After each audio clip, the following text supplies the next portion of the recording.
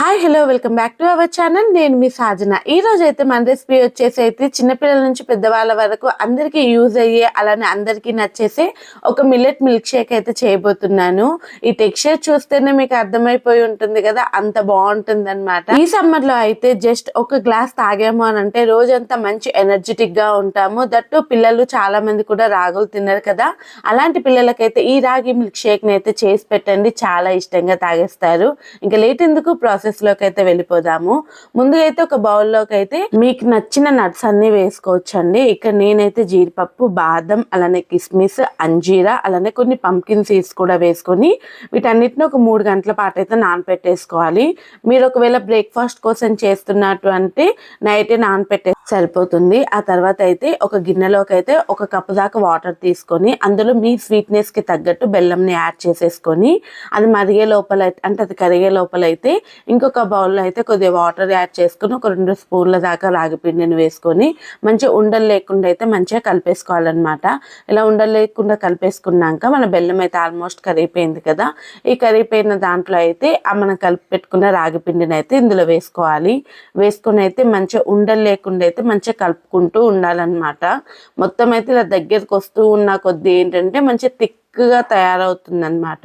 ఇలా థిక్గా తయారైంది అని అనుకుంటే చూసారు కదా, మంచిగా థిక్గా తయారైపోతుంది. ఇలా కలుపుతూనే ఉండాలండి, లేదు అని అంటే కింద అడుగంటేస్తుంది. ఇలా మంచిగా కలిపేసుకున్న తర్వాత స్టవ్ ఆఫ్ చేసేసుకొని ఇది పూర్తిగా చల్లారేదాకా కూడా కలుపుతూనే ఉండాలండి. ఇలా మన కన్సిస్టెన్సీ అయితే ఈ లెవెల్లో అయితే రావాలన్నమాట. ఇది పూర్తిగా చల్లారిపోయిన తర్వాత అయితే ఒకసారి బాగా కలిపేసుకొని ఆ తర్వాత మనం నట్స్ ఆల్రెడీ నానపెట్టుకున్నాం కదా, వాటిని కూడా చూసుకోవాలన్నమాట. 3 అవర్స్ నానిపోతే మొత్తం నానిపోతాయండి నీట్గా. అదే చెప్తున్నా కదా, మీకు కావాలంటే ఓవర్ నైట్ కూడా నానపెట్టుకోవచ్చు.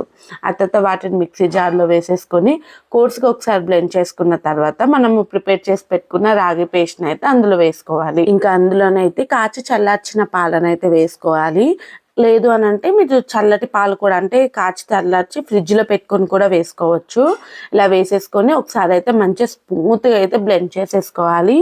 అంతే అండి, మన ఎంతో ఎమ్మీ టేస్టీగా ఉండే రాగి మిల్క్ షేక్ అయితే రెడీ అయిపోతుంది.